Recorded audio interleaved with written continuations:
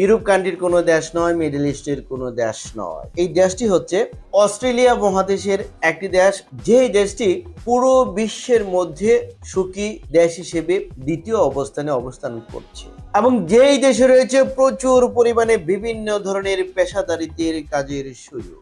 দেশটির নাম নিউজিল্যান্ড।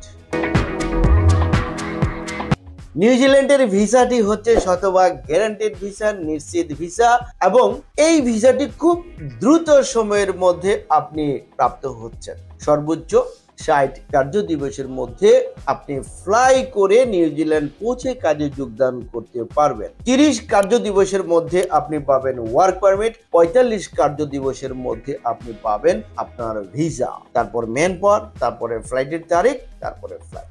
এটি গ্যারান্টেড ভিসা কেন?